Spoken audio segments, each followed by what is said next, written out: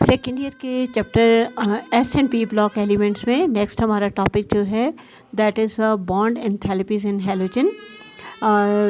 This is a horizontal row which is given for fluorine, chlorine, bromine and iodine. और इसकी bond enthalpy जो है वो major की जाती है इन किलो जूल्स पर मोल. और फ्लोरीन के लिए ये इसकी वैल्यू है 159, क्लोरीन के लिए 243, ब्रोमीन के लिए 193, आयोडीन के लिए 151 है.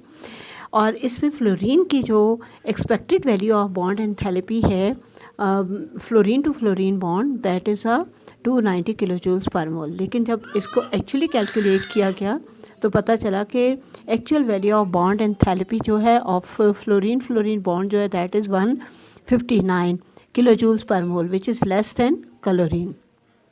फिर और रीज़न जो इसकी है कि क्यों ये कम है और क्लोरीन की क्यों ज़्यादा है, तो decrease in bond enthalpy of fluorine जो है that is actually due to the larger repulsion between the non bonding electrons of small size atoms of this molecule of the fluorine molecule. अब उसको explain इस तरह से किया जा सकता है कि इसमें ये हमारे पास 3 पेयर ऑफ इलेक्ट्रॉन जो हैं they are not involve in making bond. For this reason they are called as the non bonding electron. तो इनके दरमियान चूँकि ये इसके पास भी 3 पेयर ऑफ इलेक्ट्रॉन है, इसके पास भी 3 pair of non bonding electron है, इसलिए इनके दरमियान रिपल्जन जो है जब ग्रेटर हो जाएगी तो उसकी वजह से फ्लोरीन के बॉन्ड एंथैल्पी की वैल्यू जो है वो क्लोरीन के मुकाबले में कम हो के 159 किलो जूल्स पर मोल हो जाएगी. अब फिर इसी तरह से अगर हम देखें तो bond enthalpies of halogens decrease from chlorine to iodine. तो क्लोरीन की कितनी हमने देखी थी दैट इज़ 243, फिर ब्रोमीन की 193 और आयोडीन की 151. तो रीज़न उसकी ये है कि जैसे जैसे क्लोरीन से आयोडीन की तरफ डाउन द ग्रुप अगर हम मूव करें तो हमें ये पता चलता है कि इन बॉन्ड एंथैल्पीज़ की वैल्यू जो है वो कम हो रही है due to the increase in the atomic size. Second year के chapter S and P block element में आज का हमारा टॉपिक है bond enthalpies in hydrogen halide. सबसे पहले हमें ये समझना है कि हाइड्रोजन हैलाइड क्या है. They are the binary compounds of hydrogen and halogens and are known as called as the hydrogen halides. They are also known as the hydrides of halogen and hydrohalic acid.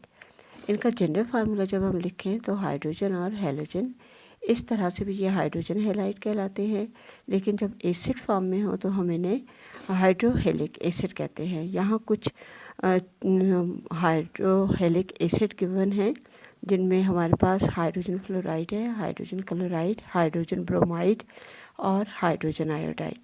और इसके साथ इनकी bond enthalpies भी दी गई हैं जो कि kilo joules per मोल में एक्सप्रेस की गई है. इसमें हाइड्रोजन फ्लोराइड की वैल्यू जो है 565, हाइड्रोजन क्लोराइड की 432, हाइड्रोजन ब्रोमाइड की 366 और हाइड्रोजन आयोडाइड की 299 है. अब अगर हम से 7th ए ग्रुप में हैलोजेंस के ग्रुप को देखें तो हमें ये पता चलता है कि हाइड्रोजन से आयोडाइड तक जाते हुए एटॉमिक साइज जो है फ्लोरीन से आयोडीन तक हमें बढ़ता हुआ नज़र आ रहा है. तो यहाँ पे हम ये कहते हैं कि बॉन्ड एंथैल्पीज डिक्रीज़ होती हैं down the group from fluorine to iodine.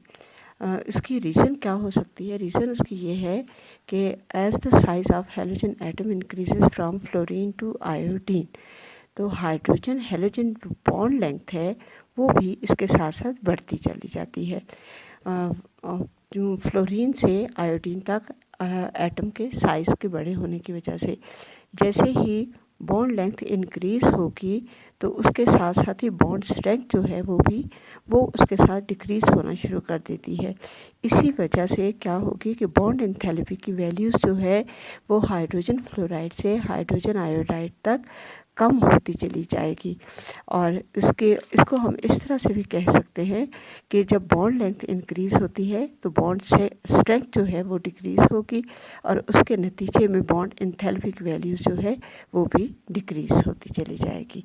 जैसा कि हमें इन हॉरिजेंटल रो में इन तमाम एसिड्स के साथ hydrogen fluoride, hydrogen chloride, hydrogen bromide to hydrogen iodide तक।